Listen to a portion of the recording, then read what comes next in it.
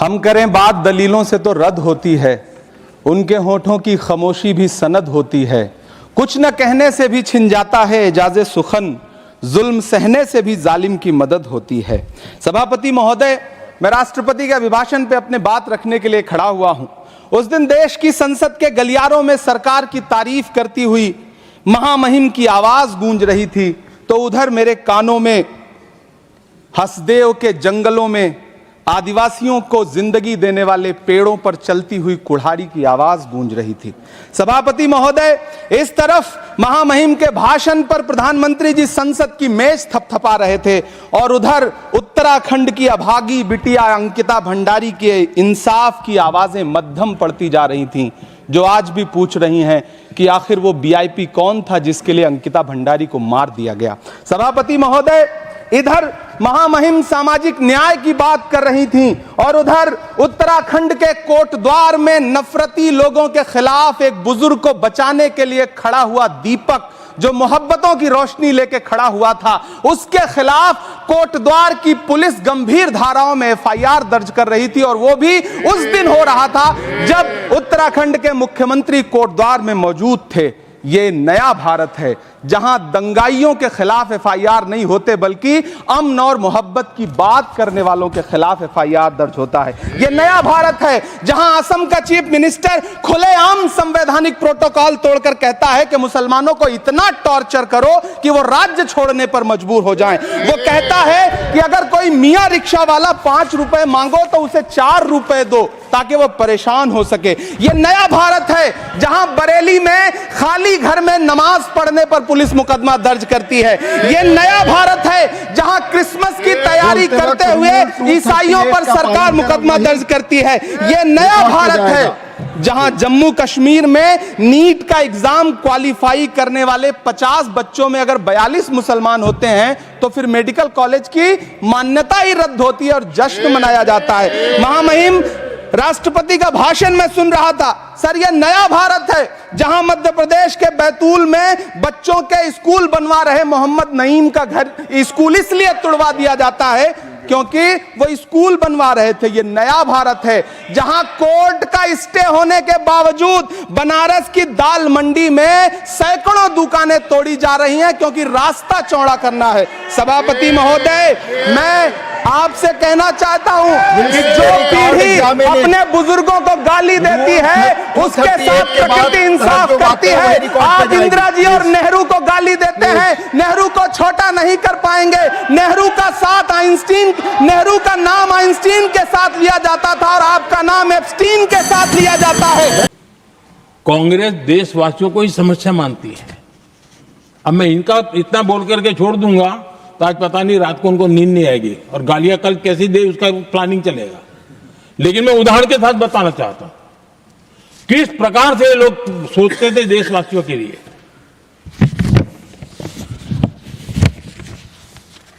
देश के लोगों के बारे में नेहरू जी और इंदिरा जी की सोच क्या थी, मैं उसके विषय में बताना चाहता हूं। इंदिरा जी एक बार ईरान गए थे और ईरान में वो भाषण दे रही थी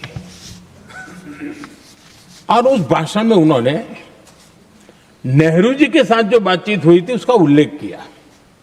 खुद ने कहा है, उन्होंने कहा, और मैं जो इंदिरा जी ने कहा था उसको कोट कर रहा हूं, जब किसी ने मेरे पिताजी से पूछा, यानी नेहरू जी से पूछा कि उनके सामने कितनी समस्याएं हैं, तो उन्होंने उत्तर दिया था 35 करोड़। नेहरू जी ने जवाब दिया था कि उनके सामने कितनी समस्याएं हैं, बोले 35 करोड़। उस समय हमारे देश की जनसंख्या थी 35 करोड़। अब आगे देखिए, 35 करोड़ देशवासी नेहरू जी को समस्या लगते थे। ऐसा कोई मुखिया हो सकता है क्या जी? और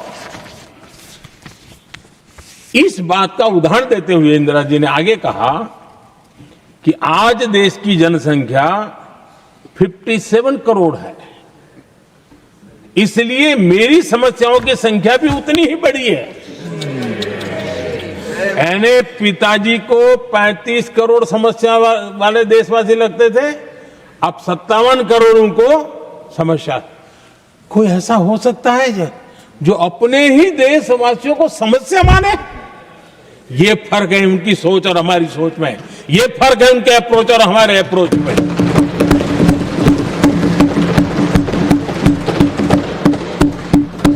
नेहरू जी हो या इंदिरा जी हो या पूरी कांग्रेसी बिरादरी हो, ये लोग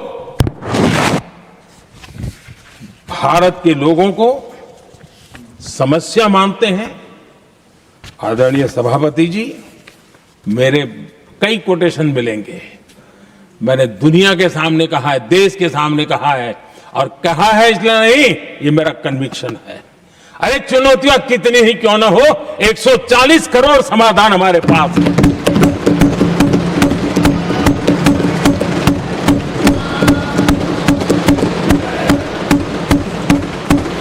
हमारे लिए देशवासी समर्थक की पूंजी है। हमारे लिए हर देशवासी भारत का उज्जवल भविष्य का नियंता है, निर्माता है, कर्ता धर्ता है। हम उसको समस्या कैसे कह सकते हैं?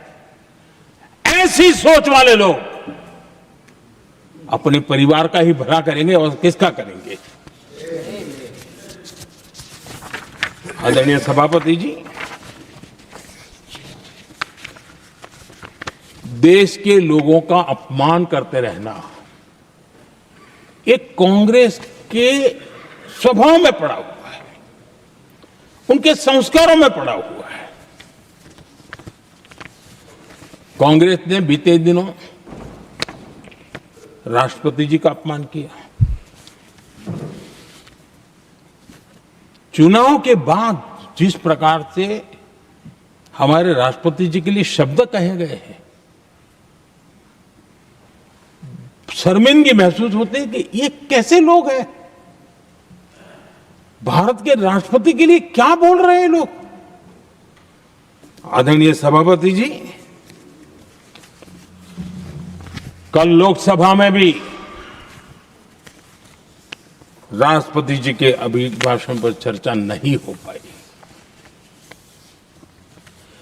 ये राष्ट्रपति पद, उसका घोर अपमान किया है।